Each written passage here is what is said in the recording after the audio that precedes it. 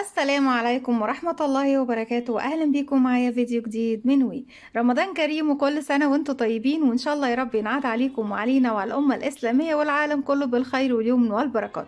لسه مستمرين في أشكال جديدة لعمل فروع زينة لرمضان وكمان لكافة المناسبات.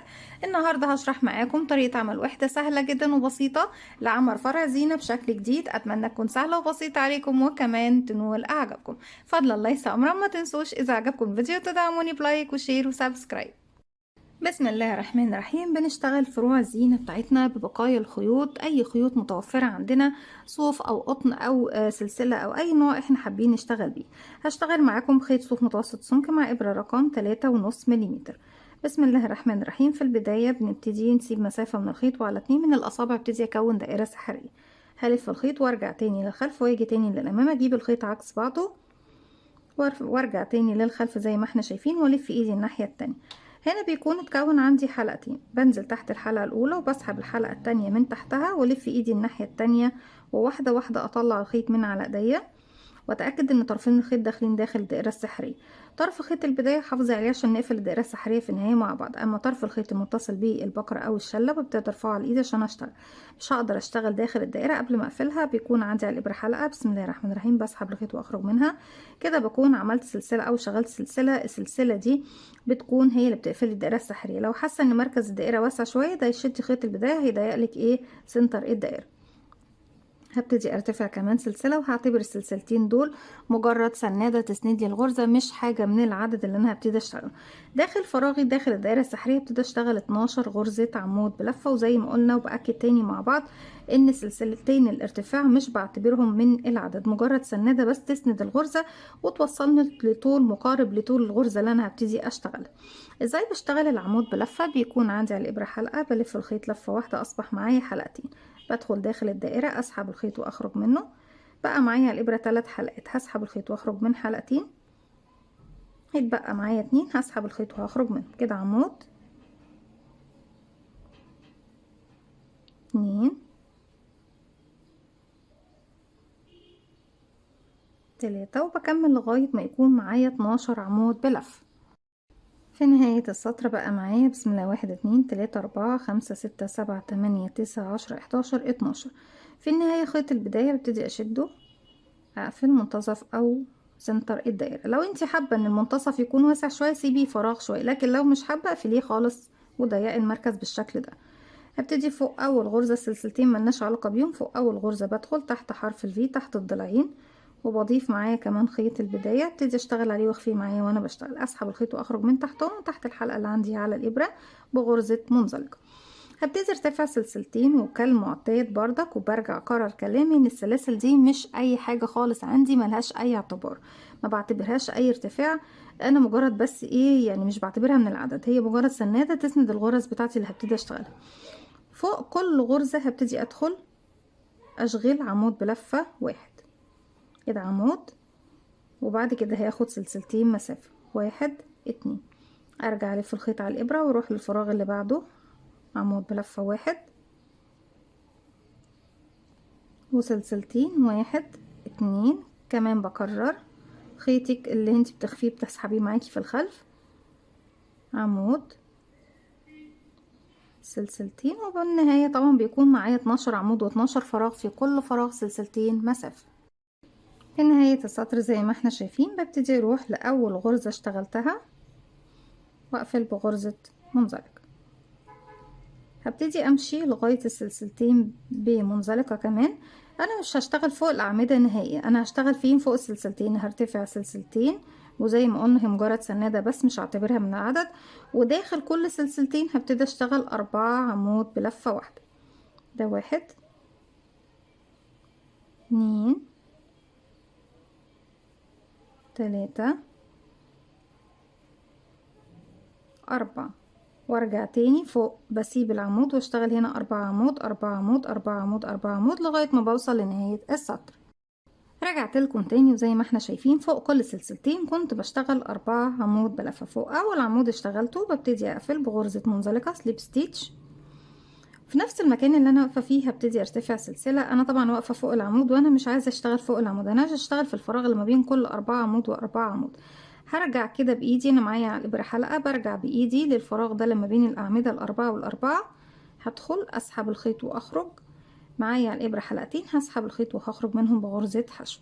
هاخد 5 سلسله مسافه، بسم الله، 1 2 3 4 5.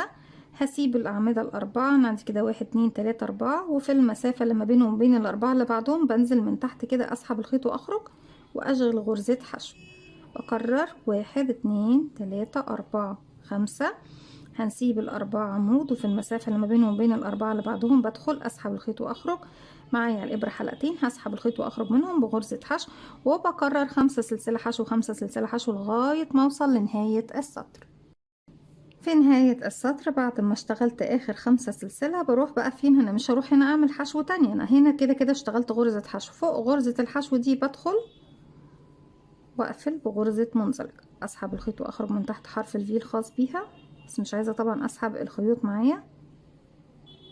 ومن الحلقة الموجودة عندي على الابرة بغرزة منزلقة هبتدي امشي بمنزلقة لغاية السلاسل الخمسة. بردك مش هشتغل فوق غرز الحشو نهائي تماما، هبتدي ارتفع سلسلة، ارتفاع غرزة الحشو، وداخل كل 5 سلسلة ابتدي اشتغل 7 غرزة حشو من تحت السلاسل كده. 1 2 3 4 5 6 7 زي ما احنا شايفين. هسيب غرزة الحشو واروح للسلاسل اللي بعدها من تحت، هنزل كده 1 2 3 4 5 6 7، وبكرر فوق كل 5 سلسلة 7 غرزة حشو بدون ما اشتغل فوق غرز الحشو نهائي. هكمل السطر بتاعي وارجع لكم نكمل مع بعض. رجعت لكم تاني في نهاية السطر، ببتدي اقفل فوق اول غرزة حشو اشتغلتها بغرزة منزلق، بسحب الخيط بتاعي وبسحب 10-15 سنتي وببتدي اقص الخيط، وبعد كده ببتدي انضف الخيوط بابرة التنظيف في ظهر الشغل. طيب انا كده اشتغلنا الوحدات، انا طبعا مش هقص وانضف دلوقتي قدامكم، احنا هعمل كل ده بعدين لاني لسه هعمل وحدات اكتر من كده. طيب بنبتدي نكون الفرع بتاعنا بقى ازاي نشبكهم مع بعض. ببتدي اسيب مسافة من الخيط ولف الخيط حلقة على الهواء، بدخل داخل الحلقة اسحب الخيط واخرج منها واقفل عقدة بدائي. هبتدي ارتفع سلسلتين 1 2، هسيب السلسلة دي وهرتفع كمان سلسلتين كمان 1 2، يعني هسيب 1 2 3، واروح الف الخيط على الابرة وبدخل في السلسلة الاولى اشتغل كده عمود، تاني 2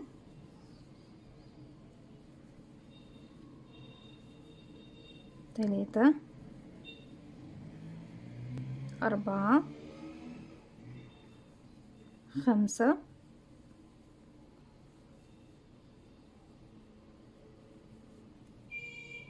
6. انا عايزة طبعا اسحب الخيط ده معايا. 7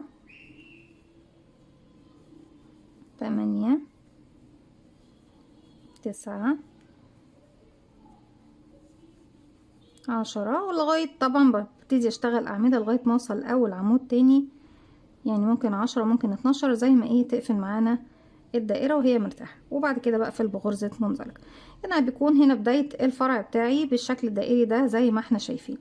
بعد كده بترتفع 1 2 3 4 5 6 7 8 9 10 11 12 13 14 15 16 17 18 19 20 او 25 سلسلة او 10 سلاسل او 15 سلسلة زي ما انتوا حابين المسافة ما بين كل وحدة ووحدة.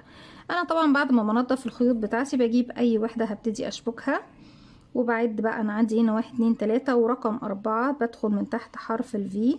بسم الله الرحمن الرحيم. معايا الابرة حلقة ودخلت سحبت الخيط وخرجت، بيكون معايا حلقتين هسحب الخيط واخرج منهم كده، بكون شبكت بغرزة حشو فوق ايه وحدة من الوحدات بتاعتنا فوق الوردة.